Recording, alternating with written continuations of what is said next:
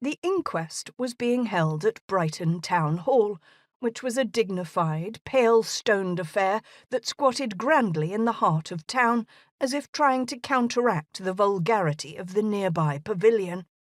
By the time they reached the front steps, Lavinia's boots were regretting every cobblestone, and Pip had resorted to being carried, his paws having developed a clear objection to municipal heat. Inside, the coroner's court was full to bursting, meaning the proceedings would be part inquest, part performance, part village fete, albeit without the advantage of sponge cake or gin. Every window had been cracked open in vain, but the air inside still hung like boiled wool, heavy with starch, perfume, and something less identifiable, but profoundly institutional. They found their seats without comment. Rose offered an apologetic nod to a scowling usher and settled midway up the left gallery. Lavinia exchanged her parasol for an ornate fan, which was an infinitely better form of psychological armour. Down below, at the head of proceedings, sat Coroner Hawtrey, a man who looked exactly like someone named Hawtrey might be expected to look.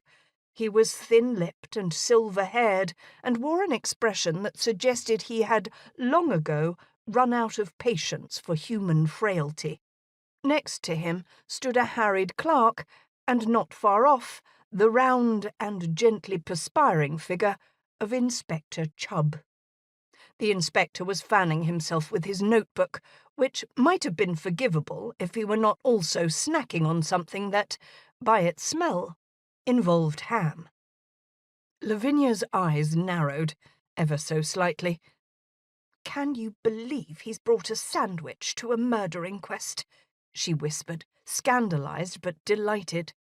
Rose, ever forgiving, offered, "Perhaps he didn't have time for breakfast.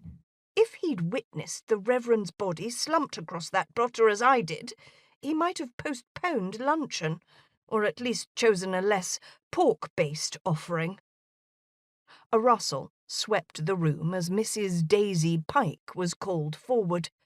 She was not a small woman, and the sight of her in black bombazine, clinging, as her dresses always did, to the wrong parts, was as tragic as anything she might be about to recount. A starched white collar pinched her neck, and her veil trembled with the effort of what might be grief, or fury, or simply the exertion of such public emotion. She dabbed at her eyes before she had taken the stand, a bad sign.